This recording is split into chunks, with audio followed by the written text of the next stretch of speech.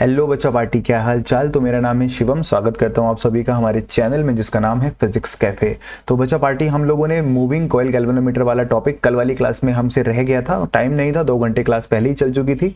तो magnetic effects of electric current के सारे पीवाईक्यूज मैं आपको करा चुका हूँ लास्ट 20 ईयर्स नीट के। बस ये जो गैल्वेनोमीटर वाला पार्ट है ये थोड़ा सा हमारा रह गया। तो चलिए आज इसको जल्दी से खत्म करते हैं। ये रिकॉर्डेड वीडियो आपको थोड़ी देर में मिल जाएगी। तो चलिए आइए देखते हैं हमारा मूविंग कॉइल गैल्वेनोमीटर। पहले इसकी कंस्ट्रक्शन को समझो, ये कैसे बनता है, इसके अंदर क्या क्या चीजें होती हैं, उसके बाद इसकी वर्किंग थोड़ी सी समझेंगे। उसके बाद गैल्वेनोमीटर से एमीटर, गैल्वेनोमीटर से वोल्टमीटर वगैरह कैसे बनाते हैं वो सारी चीजें और कुछ पीवाईक्यूज हम आज की क्लास में करने वाले हैं। तो बेटा जैसे कि आपको डायग्राम में दिख रहा होगा, यहाँ पे इस डायग्राम को ध्यान से देखो। सबसे बीच वाला जो पार्ट है, ये जो बीच वाला पार्ट है ये बेसिकली आयरन कोर होती है। कौन सा? सॉफ्ट आयरन की कोर होती है। आपको पता होगा मैग्नेट्स के बीच में ज्यादातर सॉफ्ट आयरन को ही यूज करते हैं क्योंकि फेरोमैग्नेटिक मटेरियल होता है। ऑलराइट, चलिए सर। तो सॉफ्ट आयरन की एक सिलिंड्रिकल कोर होती है, उसके ऊपर बहुत सारी वाइंडिंग्स करी होती है कॉपर वायर की। उन वायर्स में करंट फ्लो करेगा। तो उसकी वजह से क्या होता है, यहाँ पे साइड में आपको दिख रहा होगा दो, यहाँ पे एक मैग्नेट है, पेयर है नॉर्थ साउथ। ये मैग्नेट है। ये जो मैग्नेट होती हैं सिलेंड्रिकल मैग्नेट्स होती हैं, मतलब फ्लैट नहीं होती, सिलेंड्रिकल कुछ ऐसी शेप वाली होती हैं, जिसकी वजह से जो इनका मैग्नेटिक फील्ड है वो सीधा सीधा नहीं जाता, वो रेडियल मैग्नेटिक फील्ड होता है। इस तरीके से जो मैग्नेटिक फील्ड जाता है रेडियस के along, that is called radial magnetic field. तो इसके अंदर एक खास चीज होती है कि यहाँ पे नॉर्मल मैग्नेटिक फील्ड यूज नहीं करते, रेडियल मैग्नेटिक फील्ड यूज करते हैं। उसका कारण मैं बताऊंगा अभी। तो आपकी ये परमानेंट मैग्नेट हो गई, बीच में सॉफ्ट आयरन का कोर हो गया, उसके ऊपर आपने क्या कॉपर की वाइंडिंग्स कर दी, और बीच में आपको दिख रहा होगा ये राउंड राउंड शेप का। बेसिकली ये होता है क्या है, ये एक रिस्टोरिंग स्प्रिंग है, मतलब ये ऊपर इसके एक स्प्रिंग लगा होता है। इसका क्या काम है ये भी मैं बात करूंगा। और यहाँ पे एक पॉइंटर और ये यहाँ पे एक स्केल होता है, ठीक है। तो जब भी इसके अंदर करंट फ्लो करता है तो आपको पता होगा एक मैग्नेटिक फील्ड के अंदर एक वाइंडिंग रखी है और उसके अंदर करंट फ्लो करता है, तो उसके ऊपर टॉर्क लगता है। कितना लगता है टॉर्क? तो बेटा उस टॉर्क का फॉर्मूला आपको कल वाली क्लास में ही मैंने बताया था, NIAB sin थीटा। यहाँ पे sin थीटा क्या होता है? Angle between magnetic field and area vector. But ये तब होता है जब आपका मैग्नेटिक फील्ड एक कॉन्स्टेंट डायरेक्शन में हो। बट अगर आप मैग्नेटिक फील्ड को रेडियल मैग्नेटिक फील्ड बना देते हो तो इस केस में आपका चाहिए कॉइल किसी भी एंगल पे हो, आपका थीटा हमेशा के लिए 90 डिग्री फिक्स हो जाता है। रेडियल मैग्नेटिक फील्ड की टाइप की प्रॉपर्टी है, इतना समझ लेते हैं बस यहाँ पे कि रेडियल मैग्नेटिक फील्ड जब भी लगा होगा आपका जो टॉर्क होगा that will be NIAB। sin theta में sin 90 को 1 मान के हटा दिया जाता है। तो ये जो NIAB है, जब तक इस आपके कॉइल के अंदर कांस्टेंट करंट फ्लो करेगा तब तक आपका जो टॉर्क है ये भी नहीं बदलेगा। ये भी क्या रहेगा बेटा? ये भी कांस्टेंट रहने वाला है। ऑलराइट, तो बेसिकली यहाँ पे थीटा हमेशा 90 रहेगा, आपका कॉइल किसी भी एंगल पे चला जाए फर्क नहीं पड़ता। ये है बेटा डिफ्लेक्टिंग टॉर्क। कौन सा डिफ्लेक्टिंग? जब करंट फ्लो करता है तो करंट की वजह से कॉइल के ऊपर टॉर्क लगता है और ये डिफ्लेक्ट होने लगती है। अब इस कॉइल के साथ हमने यहाँ पे एक पॉइंटर को जोड़ा हुआ है, ये पॉइंटर के सामने लगा है स्केल। तो जैसे जैसे हमारा ये बीच वाला जो कोर है वो रोटेट करता है तो हमारा जो ये पॉइंटर है वो भी उसके साथ में रोटेट करने लग जाता है। और यहाँ पे हमारा स्केल लगा है तो हम रीडिंग पढ़ लेते हैं कि करंट कितना है। बट अगर मान लो कोई कॉइल है और वो रोटेट कर रही है, उसके ऊपर टॉर्क लग रहा है, तो जब वो टॉर्क लग रहा है तो वो तो हमेशा लगता रहेगा जब तक करंट फ्लो करेगा। वो रुकेगा कैसे? उसको रोकने के लिए, उसको रोटेशन को बैलेंस करने के लिए एक हमने यहाँ पे रिस्टोरिंग स्प्रिंग लगाया है। ये करता क्या है, जितना टॉर्क नीचे आपका यहाँ पे ये जो आयरन कोर है इसमें आपका टॉर्क बन रहा है, उतना ही टॉर्क आपका ये रिस्टोरिंग स्प्रिंग भी बना देता है अपोजिट डायरेक्शन में, ताकि जब नीचे वाला घूमे तो ऊपर वाला स्प्रिंग अपोजिट डायरेक्शन में रोटेट करे और उसको कहीं ना कहीं पे बैलेंस कर दे, ताकि आपका पॉइंटर कहीं पे रुक जाए और आप अपनी रीडिंग को नोट कर पाओ। तो बेसिकली होता क्या है, 2 टॉर्क है यहाँ पे। एक टॉर्क है आपका डिफ्लेक्टिंग टॉर्क जो करंट की वजह से बन रहा है, दूसरा टॉर्क है आपका यहां से जो रिस्टोरिंग स्प्रिंग है वो बना रहा है। दोनों टॉर्क जिस पॉइंट पे बराबर हो जाते हैं उस पॉइंट पे आपका डिफ्लेक्शन रुक जाता है। ऑलराइट बेटा, तो खैर हमने क्या किया, इस डिफ्लेक्टिंग टॉर्क को लिख दिया NIAB, sin थीटा को 1 कर दिया हमने, और ये जो रिस्टोरिंग टॉर्क है उसको मैंने लिखा C इंटू थीटा। अब ये थीटा क्या है? थीटा है बेटा जितने एंगल से आपका जो ये पॉइंटर घूमा है, क्योंकि जितना ज्यादा आपका पॉइंटर घूमेगा आपका जो स्प्रिंग है उतना ज्यादा रोटेट हो जाएगा, तो ये आपके थीटा के साथ डायरेक्टली प्रोपोर्शनल होता है। C क्या होता है बेटा? टॉर्शनल कांस्टेंट होता है ये आपका स्प्रिंग का, ये हमेशा कांस्टेंट है, फिक्स है, ये आपको घबराने की जरूरत नहीं है। जैसे स्प्रिंग फोर्स होता है F इक्वल टू KX, ऐसे ही tau equal to C theta होता है। वहां X के हिसाब से फोर्स बदलता है, या थीटा के हिसाब से आपका टॉर्क बदलेगा। चलिए इन दोनों को इक्वल पुट कर देते हैं। आपने इक्वल पुट कर दिया तो आ गया NIAB equal to C theta. Basically यहां से हमने थोड़ा सा सॉल्व करा तो थीटा अपॉन I निकाला, मतलब डिफ्लेक्शन पर यूनिट करंट कि कम से कम करंट में कितना डिफ्लेक्शन आ रहा है। Deflection per unit current theta upon I को कहते हैं बेटा करंट सेंसिटिविटी, SI से डिनोट करते हैं। इसको थोड़ा सा अरेंज करेंगे तो फॉर्मूला आएगा NAB upon C। N number of turns आपको पता होगा, A मतलब कॉइल का एरिया आपको पता होगा, B मतलब मैग्नेटिक फील्ड आपने लगाया है मैग्नेट, ये भी आपको पता होगा, C टॉर्शनल कांस्टेंट मतलब ये स्प्रिंग आपने लगाया है। तो ये जो पूरी क्वांटिटी है ये कांस्टेंट है। एक बार आपने कोई गैल्वेनोमीटर बना दिया तो आपका टॉर्शनल कांस्टेंट और NAB सब कुछ कांस्टेंट हो जाता है, फिर तो आप नहीं बदल सकते। तो आपका जो सेंसिटिविटी है वो बनाते टाइम ही डिसाइड हो जाता है कि गैल्वेनोमीटर की सेंसिटिविटी कितनी होने वाली है। तो लो, ये तो हमने बात करी करंट सेंसिटिविटी के बारे में। अगर मैं वोल्टेज की सेंसिटिविटी की बात करूं तो क्या होगा, अगर मैं इसका वोल्टमीटर बना दूं तो कितना सेंसिटिव होगा, तो बेटा इसकी वो होता है थीटा बाई वी, मतलब डिफ्लेक्शन पर यूनिट वोल्टेज, उसको SV से डिनोट करते हैं। यहाँ पे V को IR लिख दिया मैंने, थीटा अपॉन I का मतलब ये फिर से करंट सेंसिटिविटी, मतलब अगर करंट सेंसिटिविटी को R से डिवाइड कर दो तो वोल्टेज सेंसिटिविटी आ जाती है। मतलब फॉर्मूला बना NAB अपॉन CR। इसको आप ऐसे भी लिख सकते हैं कि voltage sensitivity is equal to current sensitivity divide by resistance. Resistance किसका, जो वाइंडिंग्स आपने लगाई हैं कोर के ऊपर उसका रेजिस्टेंस। ये भी आप नहीं बदल सकते अगर आपने एक बार गैल्वेनोमीटर बना दिया है तो बस ये दो छोटे छोटे से फॉर्मूले हैं, ये आपको याद रखने हैं। बाकी आगे एक एक क्वेश्चन आएगा तो मैं आपको और भी बताता चलूंगा। चलिए सर यहां पे आगे बढ़ते हैं। तो एक आगे बेटा PYQ क्वेश्चन नंबर 72 क्या बोल रहा है, नीट 2018 में आपसे पूछा था, current sensitivity of a moving coil galvanometer is 5 division पर मिली एम्पियर। मतलब 1 मिली एम्पियर करंट में 5 डिवीजन का इसका है। डिवीजन मतलब जो भी उसमें जो आप 1 2 3 4 ये नंबर लिखे होते हैं, मतलब इतने 1 मिली एम्पियर करंट में 5 डिवीजन वो मूव कर जाता है। तो 1 एम्पियर में कितना करेगा, तो आपने कहा भैया फिर तो डिवीजन मतलब अगर एम्पियर में बात करें कि एक डिवीजन अगर 1 एम्पियर के बराबर है उस तरीके से आप लेके चलें तो बेटा ये आ जाएगा आपका करंट सेंसिटिविटी का फॉर्मूला होता है SI, आपने बताया NAB अपॉन C। ये अभी अभी हम पढ़ के आए हैं, इसका जो वैल्यू दे रखा है वो दे रखा है बेटा 5, बट ये मिली एम्पियर में है। मैं इसको मीटर में, मैं एम्पियर में कन्वर्ट कर लेता हूं, मतलब 10 की पावर 3 से मैं मल्टीप्लाई कर दूंगा। तो करंट सेंसिटिविटी मैंने जो निकाली है दैट इज डिवीजन पर एम्पियर निकाली है, मिली एम्पियर नहीं निकाली है। ठीक है बेटा, आगे बात करते हैं। आगे क्या बोला है इसने, क्वेश्चन में कहा है it's voltage sensitivity okay is 20 division पर वोल्ट दे रखा है, मिली वोल्ट नहीं है तो उसमें चेंज करने की जरूरत नहीं है। तो वोल्टेज सेंसिटिविटी क्या होती है बेटा, वो होती है NAB upon C into R।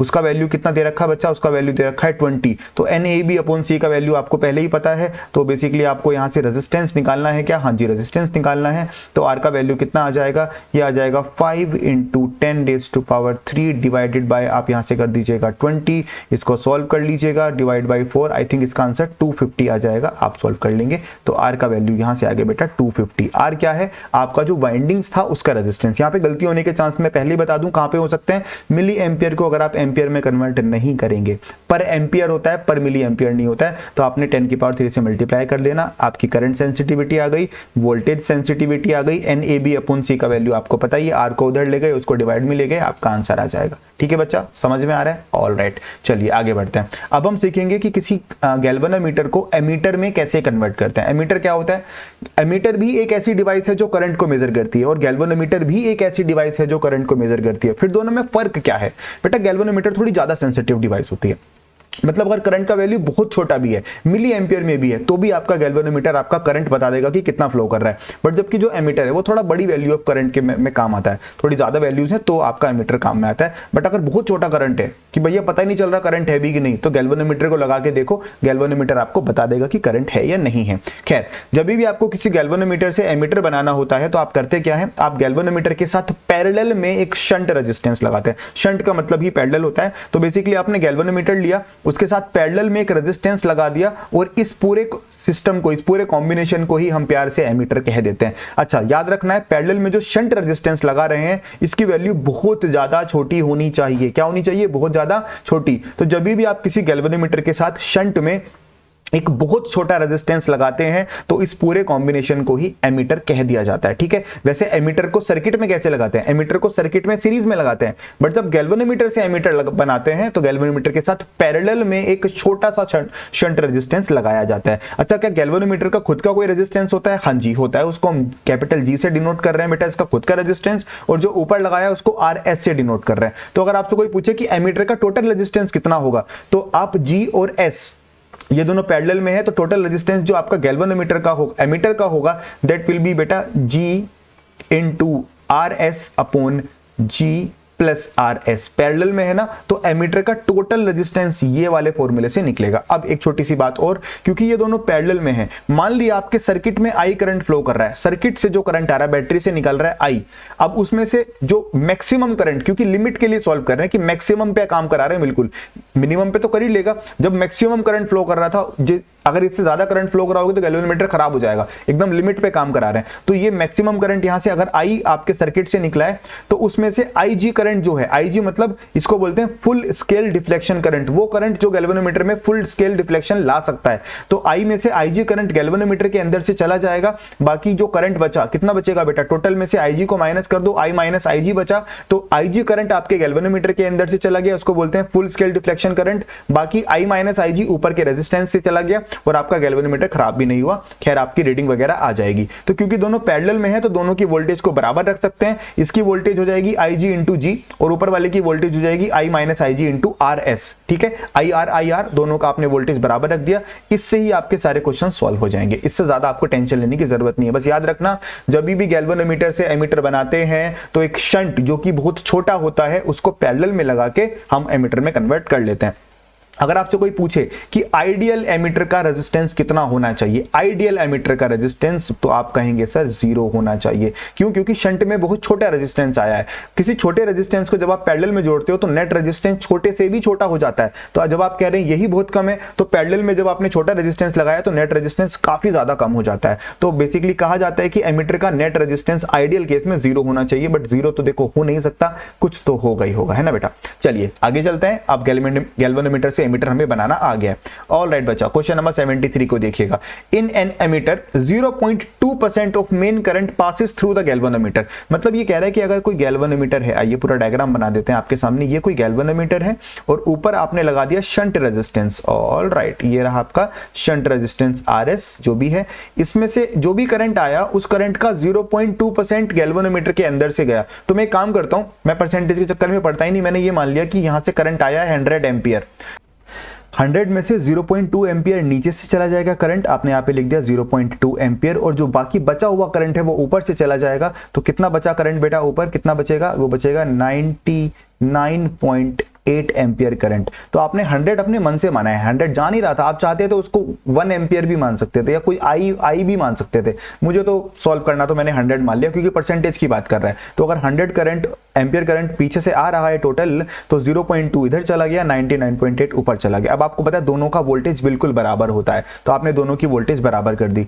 तो नीचे का वोल्टेज हो जाएगा बेटा 0.2 इंटू जी, क्योंकि गैल्वेनोमीटर का रेजिस्टेंस जी से डिनोट करते हैं, और ऊपर का वोल्टेज हो जाएगा बच्चा 99.8 इंटू आर। आप यहां से आर का वैल्यू फाइंड कर लीजिएगा, पॉइंट कट जाएगा, 2 से डिवाइड करिएगा, तो आपका जो वैल्यू आएगा G/499, ये किसका वैल्यू है बच्चा, ये वैल्यू है रेजिस्टेंस का, कौन से रेजिस्टेंस का, जो आपने शंट में लगाया है, दिस इज शंट रेजिस्टेंस। क्या ये कोई आंसर दिख रहा है आपको, हाँ जी, G/, कहां G/499, ये नजर आ रहा है, आप टिक मारोगे और आगे बढ़ जाओगे, बट क्वेश्चन में ये नहीं पूछा है बेटा, क्वेश्चन में पूछा है the resistance of the ammeter, ammeter मतलब ये पूरा, इस पूरे का रेजिस्टेंस बताओ, इस पूरे का रेजिस्टेंस कैसे निकालेंगे, तो बेटा नेट रेजिस्टेंस निकलेगा R इंटू G/R+G से। यहां पे यही गड़बड़ी होती है कि हम शंट रेजिस्टेंस निकाल के आ जाते हैं और वो आंसर पहला दिख भी रहा है, हम टिक मार देते हैं, ये आंसर नहीं है, गलत हो जाएगा। टोटल दोनों का पैरेलल पूछा है, नेट पूरे कॉम्बिनेशन की बात कर रहा है। ओके सर, तो वैल्यू पुट कर लेते हैं, R का वैल्यू हो जाएगा G/499 इंटू G अपॉन, यहां जाएगा R का value G/499 plus G, LCM ले लीजिएगा, 499 एलसीएम वो कट जाएगा, तो बेटा आपका जो आंसर आएगा that will be G/500 is the correct answer, मतलब आपका सी ऑप्शन आंसर है। इसको पूरा ध्यान से करिएगा, नहीं तो गड़बड़ होने के पूरे चांसेस बनते हैं बच्चा। चलिए क्वेश्चन नंबर 73 आपने कर लिया होगा। ऑल राइट बेटा, आगे बढ़ते हैं क्वेश्चन नंबर 74 की तरफ। मैं आपको क्वेश्चंस के करने का तरीका बता देता हूं और आप उसको अपने हिसाब से सॉल्व कर लेंगे तो आपका आंसर आ जाएगा, ठीक है बच्चा। Next, a milli volt meter of 25 milli volt range is to be converted. अच्छा, एक वोल्ट मीटर होगा, मिली वोल्ट मीटर जो भी है, एक वोल्ट मीटर आपको दे रखा है, उसका जो वोल्टेज वो रेंज है that is 25 milli volt. Okay ठीक है, वोल्टेज बता दिया, कह रहा है is to be converted into ammeter, इस बार वोल्ट मीटर से एमीटर बना रहा है। अच्छा ठीक है, बना देते हैं एमीटर। तो क्या करना पड़ेगा, converted into ammeter of 25 ampere range, उसका रेंज 25 एम्पियर होना चाहिए। अच्छा, तो बेसिकली आपका मान लेते हैं कि ये वोल्टमीटर है, अगर आप इसको एमीटर बना रहे हैं तो वही आप पैरेलल में क्या करेंगे, पैरेलल में एक शंट रेजिस्टेंस तो बेटा आपको लगाना ही पड़ेगा। अच्छा, तो बट कितना करंट आ सकता है मैक्सिमम, आपने कहा सर करंट आ सकता है कितना, 25 एम्पियर करंट आ सकता है टोटल। इसने वोल्टमीटर के करंट की बात नहीं करी, इसने टोटल जो एम्पियर, जो आपका टोटल एमीटर बना है उसमें कितना करंट जा सकता है, उसने कहा 25 एम्पियर जा सकता है, रेंज बोल दी। The value of the necessary shunt will be, मतलब ये जो आर है इसका वैल्यू कितना होगा ये आपसे पूछ लिया। तो बेटा एक सिंपल सी बात सोचो, इसका वोल्टेज 25 मिली वोल्ट मैक्सिमम हो सकता है, तो इसका वोल्टेज, ये तो वही वाला वोल्टमीटर है ना, तो इसका वोल्टेज कितना हुआ 25 मिली वोल्ट। तो क्योंकि रेजिस्टेंस इसके पैरेलल में है तो रेजिस्टेंस का वोल्टेज भी कितना हो जाएगा 25 इंटू 10 की पावर -3 वोल्ट। यस सर, आपको समझ में आ रहा है। अब आप एक बात ध्यान से सोचो, इसमें आपको ये नहीं बता रखा कि वोल्टमीटर के अंदर से कितना करंट जा रहा है, तो बेसिकली आप ये मान के चलते हो ना कि शंट रेजिस्टेंस बहुत छोटा है, और जब शंट रेजिस्टेंस बहुत छोटा है तो आप ऐसा कह सकते हो कि जो भी करंट आएगा वो लगभग ऊपर से ही क्रॉस कर जाएगा, नीचे से कोई करंट जाएगा नहीं। तो आप यहाँ पे एक अजम्पशन मान सकते हो कि नीचे लगभग 0 के बराबर करंट जा रहा है, तो आप नीचे वाले करंट को, जिसको आप IG कहते हो गैल्वेनोमीटर के केस में, यहाँ पे आप 0 करंट मान लोगे, लगभग आप कहोगे सारा करंट ऊपर से चला गया 25 एम्पियर के बराबर। तो अब यहाँ से आपको करंट भी पता चल गया, आपको वोल्टेज भी पता चल गई, अब आप रेजिस्टेंस निकाल सकते हैं।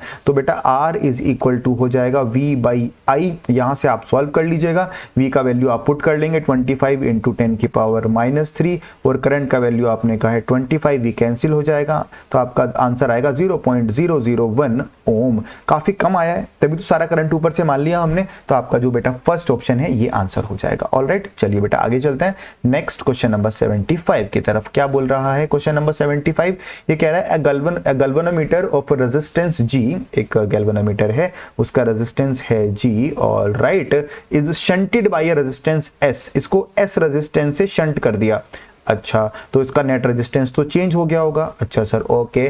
To keep the main current in the circuit unchanged, इस मेन सर्किट का जो करंट है उसको अनचेंज अगर रखना चाहते हैं तो क्या करना पड़ेगा, the resistance to be put in series with the galvanometer, galvanometer के साथ सीरीज में कितना रेजिस्टेंस लगाना पड़ेगा। अगर आप चाहते हो कि सर्किट का करंट चेंज ना हो तो बेटा जो नेट करंट पहले था बिना शंट को लगाए उतना ही, मतलब नेट रेजिस्टेंस जो था गैल्वेनोमीटर का G, उतना ही फाइनल इसका पूरा कॉम्बिनेशन का होना चाहिए। इस कॉम्बिनेशन में कितने रेजिस्टेंस आ गए, 3, इन तीनों का मिला के अगर पुराने जो अकेला गैल्वेनोमीटर था उसके बराबर रेजिस्टेंस आ गया तो नेट करंट पे तो कोई फर्क पड़ेगा नहीं, क्योंकि करंट तो रेजिस्टेंस से चेंज होता है। खैर, तो इनका नेट रेजिस्टेंस निकाल दीजिए, इन दोनों का पैरेलल आ जाएगा बेटा S into G upon S plus G, और ये R इनके साथ सीरीज में है, इनका नेट आ गया, और ये नेट रेजिस्टेंस अगर आपके गैल्वेनोमीटर के रेजिस्टेंस के बराबर हो गया तो आपका जितना करंट पहले फ्लो कर रहा था बिना SR लगाए उतना अभी भी फ्लो करेगा। अच्छा सर, तो आप थोड़ा सा सॉल्व कर लेते हैं, तो R वगैरह आपको निकालना है तो यहां से आप सॉल्व कर लीजिएगा,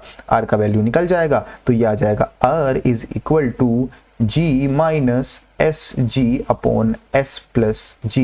आप एलसीएम ले लीजिएगा, S प्लस G, कुछ कॉमन आता है क्या, हाँ जी G कॉमन आ रहा है, तो ये हो जाएगा S plus G minus S, तो बेटा S से S कैंसिल हो जाएगा, आंसर आ जाएगा G square upon S plus G। क्या किसी ऑप्शन में आपको नजर आ रहा है, क्या नजर आ रहा है, हाँ जी G square upon S plus G is the correct answer. क्या मेरी बात समझ में आ गई। ये कह रहा है कि गैल्वेनोमीटर के साथ जैसे ही मैंने शंट लगाया तो आपका नेट तो रेजिस्टेंस चेंज हो गया, करंट चेंज हो गया, बट मुझे करंट को चेंज नहीं करना, तो मैं सीरीज में कितना और रेजिस्टेंस लगाऊं कि करंट पहले जितना ही हो जाए। तो मैंने बोला कि भैया फिर तीनों का मिला के पुराने के बराबर रेजिस्टेंस कर दो, बात वही रहेगी, तो आपका आंसर आ जाएगा। ऑलराइट, आगे चलते हैं बेटा, question number 75 done done done done. अब बात करते हैं बेटा गैल्वेनोमीटर से वोल्टमीटर कैसे बनाया जाता है।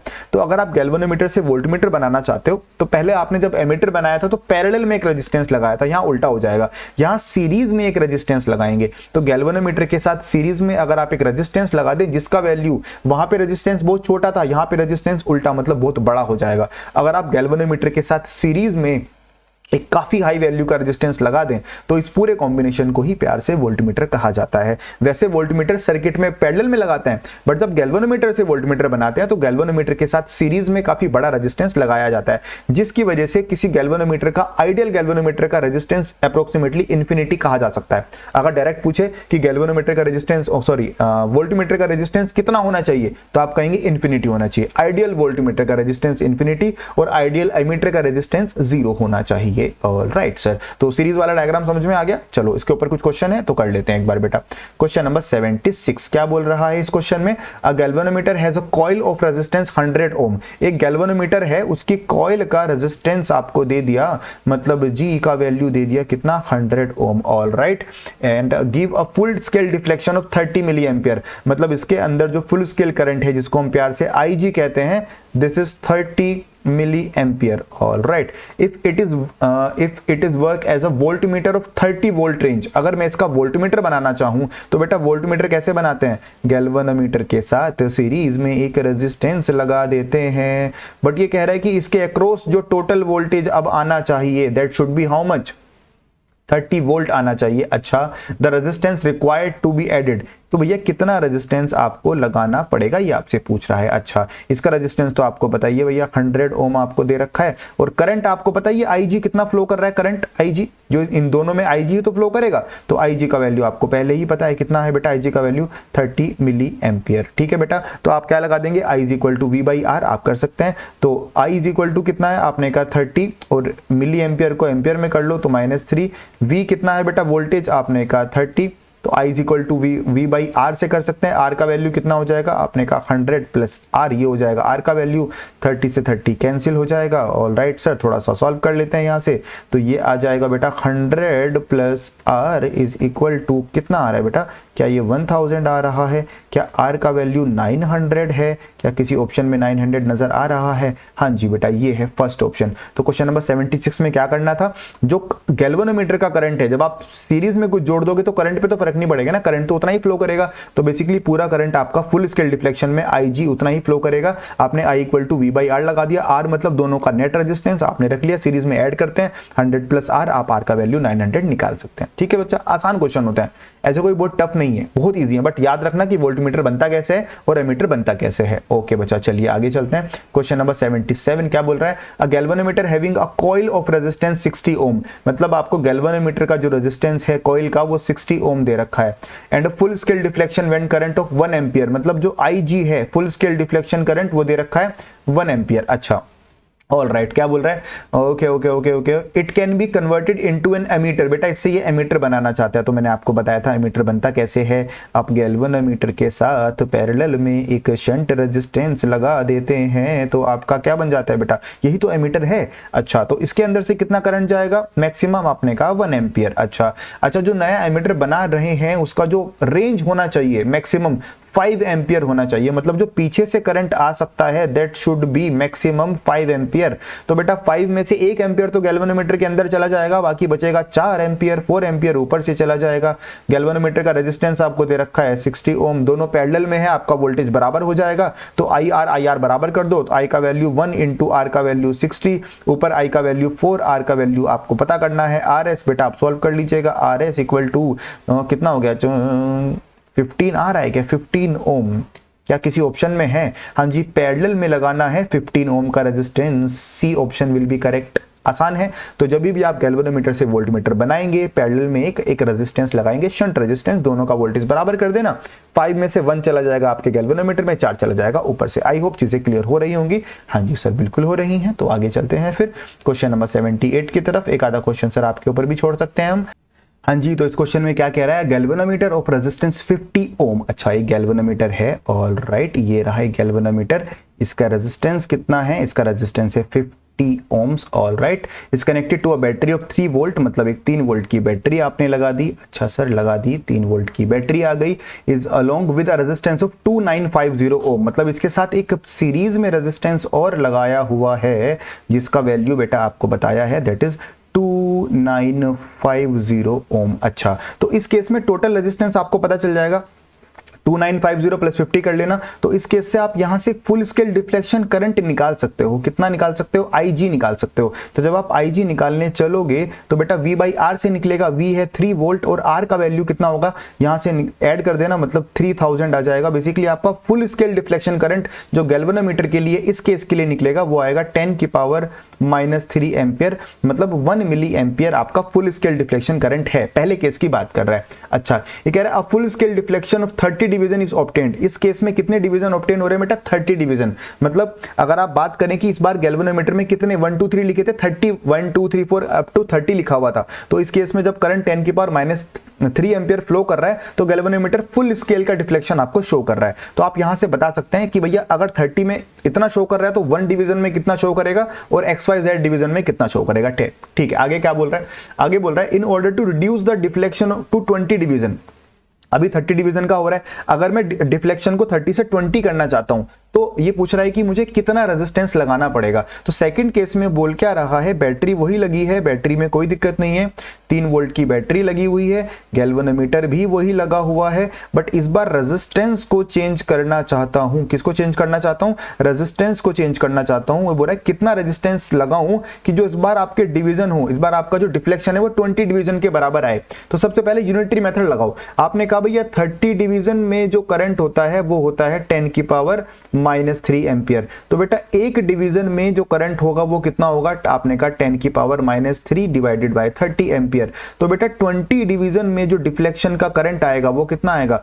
2/3 इंटू 10 की पावर -3 एम्पियर। तो इसका मतलब ये हुआ इस केस में जो करंट फ्लो होने वाला है वो कितना हुआ? इस केस का जो करंट है जो गैल्वेनोमीटर के अंदर से जाएगा, इस केस के करंट का जो वैल्यू है आपको जो दे दिया IG डैश कह रहा हूं, तो IG डैश का जो वैल्यू है दैट इज 2/3 इंटू 10 की पावर -3 एम्पियर। तो आपको करंट पता चल गया, आपको वोल्टेज पता है, रेजिस्टेंस आपको फाइंड करनी है, तो आप वही कर लीजिए। V इक्वल टू IR लगा दीजिएगा। V का वैल्यू है 3, I का वैल्यू है बेटा 2/3 इंटू 10 की पावर -3, और R का वैल्यू कितना लिखोगे बच्चा? R का वैल्यू लिखोगे आप 50, मतलब एक तो गैल्वेनोमीटर का रेजिस्टेंस प्लस R आपको ये फाइंड ही करना है। क्रॉस मल्टीप्लाई वगैरह कर लीजिएगा, ये 9 आ जाएगा, डिवाइड बाई 4 आ जाएगा, ऊपर आप डिवाइड कर लेंगे, 50 माइनस कर लेना। आई थिंक 4450 आपका जो है आपका आंसर आ जाएगा रेजिस्टेंस का, 4450 ओम। आप इसको सॉल्व कर लेना। बस याद रखना पहले केस में जो करंट था और दूसरे केस में जो करंट है दोनों में फर्क है,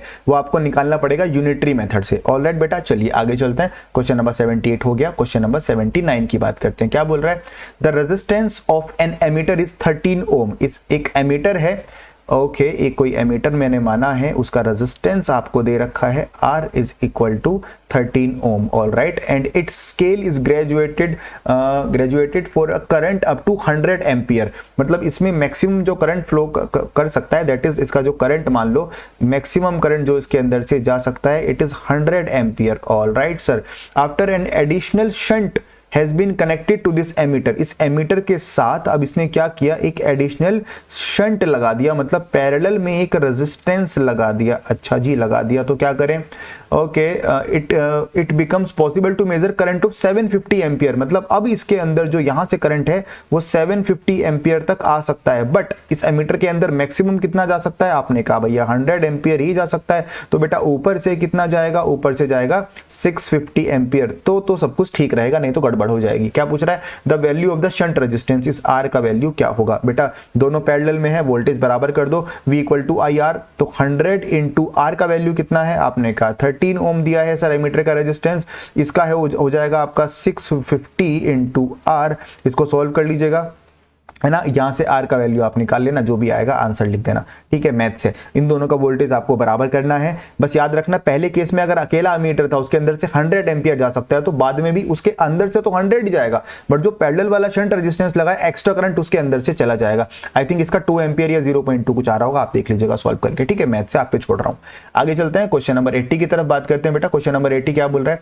अ गैल्वेनोमीटर ऑफ 50 ओम रेजिस्टेंस, मतलब गैल्वेनोमीटर का रेजिस्टेंस आपको दे रखा है बेटा 50 ओम, हैज अ 25 डिवीजन, मतलब टोटल इसमें 1 2 3 करके 25 तक डिवीजन लिखे थे।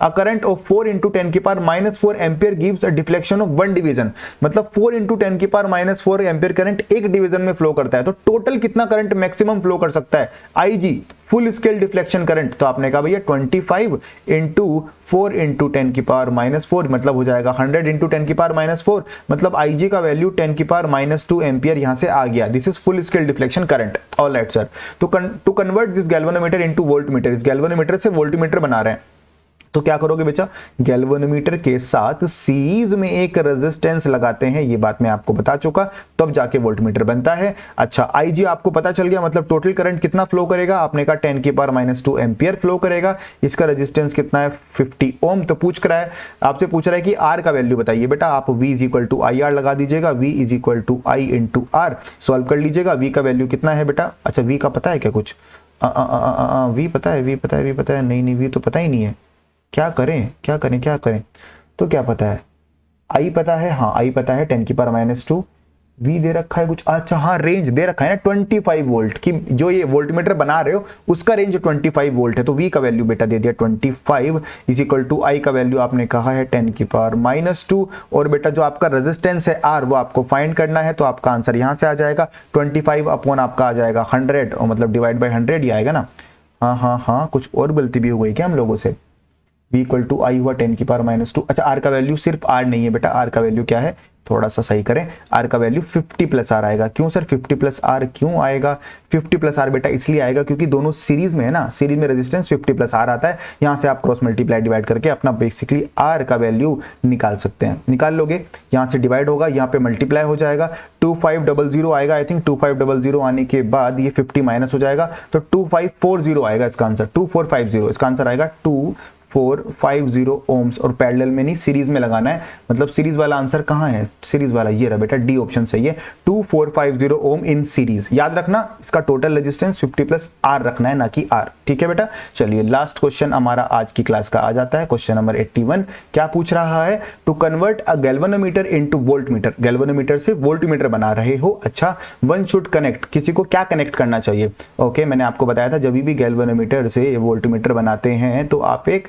रेजिस्टेंस लगाते हैं जिसका वैल्यू बहुत ज्यादा होता है, मतलब गैल्वेनोमीटर के साथ सीरीज में एक हाई वैल्यू का रेजिस्टेंस जोड़ेंगे, तो क्या बोलेंगे, high resistance in series with galvanometer, मतलब फर्स्ट ऑप्शन ही आपका सही हो जाएगा। क्या और कोई क्वेश्चन है हमारे पास, जी नहीं, सीधा आंसर किया जाती है लास्ट वाली क्लास वाली।